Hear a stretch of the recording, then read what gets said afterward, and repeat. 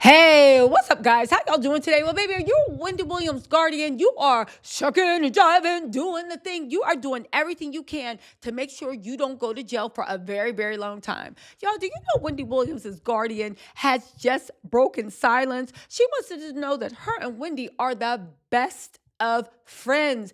And don't you know, we haven't been holding her hostage. We sent her down to go see her father's and to go to her for her father's birthday and her son's graduation. Mind you, they sent her down there with not a penny in her pocket and not even a debit card. They are spending Wendy's money on whatever they want and not giving her a penny back. You guys, this is a fast, in my opinion, crumbling con. I think the judge is in on it.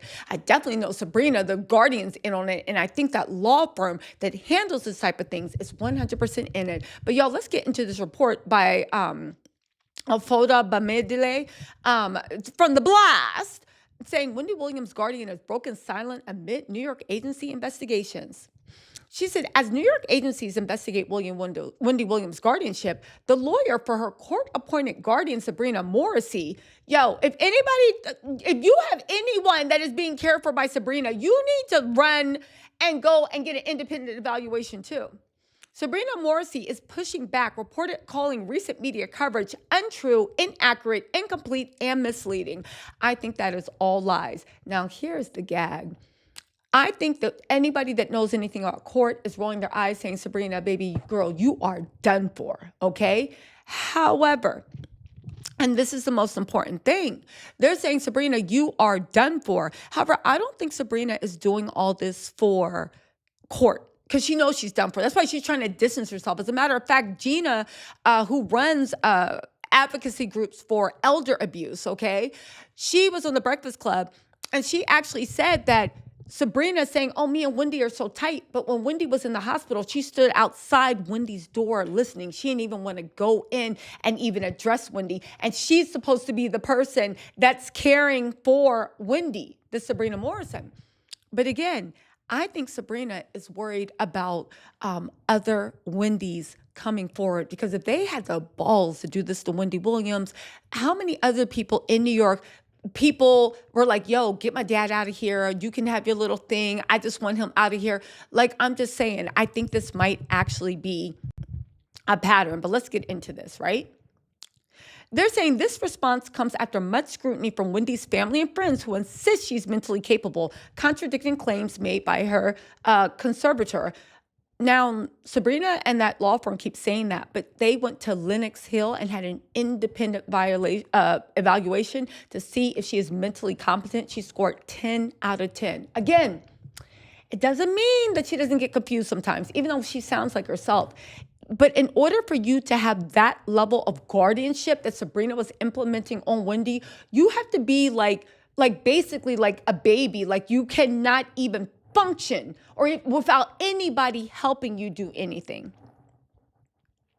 They said Wendy's complaint began when she was placed under financial guardianship in 2022, a decision that sparked controversy ever since.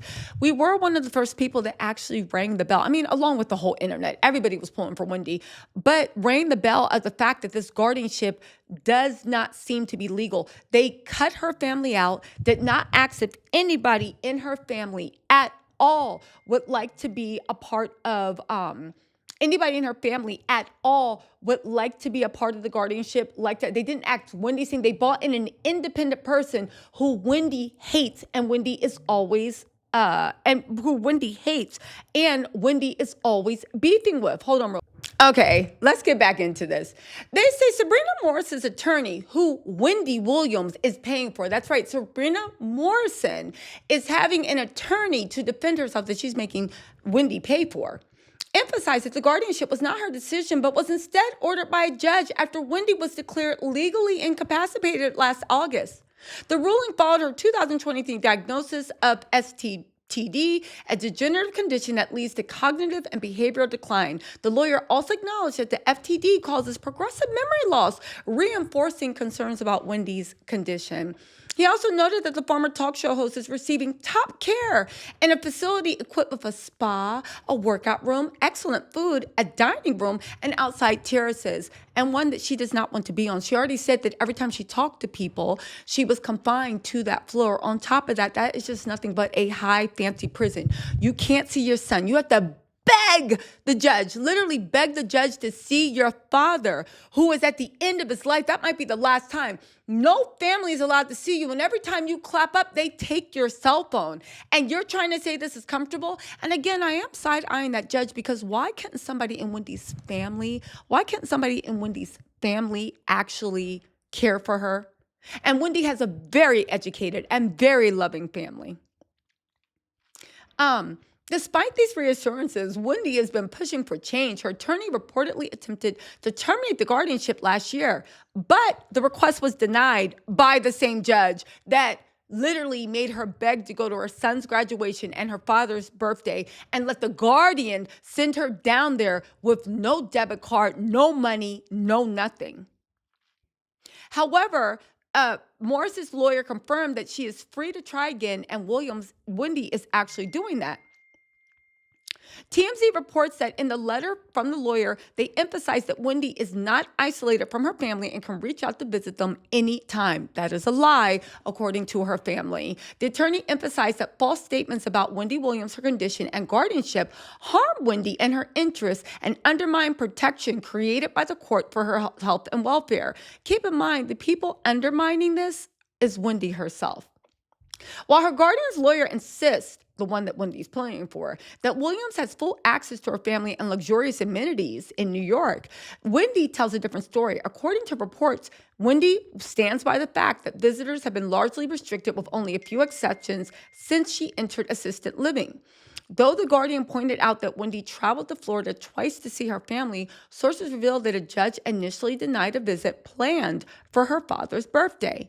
Beyond visitation issues, William also claims she rarely gets to enjoy the perks mentioned in the letter, such as the spa. Allegedly, she cannot leave the fifth floor memory care unit without special permission, limiting her ability to access. Why can't she leave the memory care unit? So she's locked to one floor. That is a prison. And what reason can't she do that? And if Sabrina's supposed to be the goddamn guardian, why are you not walking with her to the spa? Why aren't you accompanying places? No, you're locking her up like a rat in a cage. Wendy right now is at the hospital.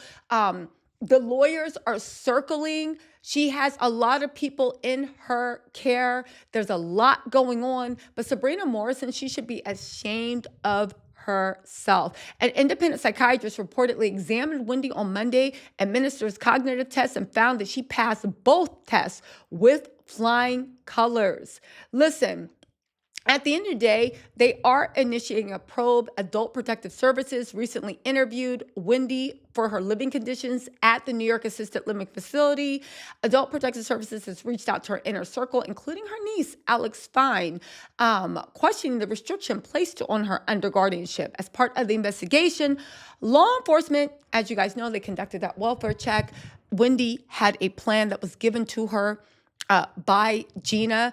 Gina gave her a very detailed plan. Wendy remembered it all and executed it perfectly, demanded to go to a hospital. They first tried to refuse. She is now at that hospital. Now those people are demanding that Wendy get evaluated by their therapist. And Wendy is once again sticking her gun saying, no, it needs to be an independent therapist. And anyway, you guys, let me know what you think in the comments. This is developing. Let me know what you think in the comments. I will talk to y'all later. Bye.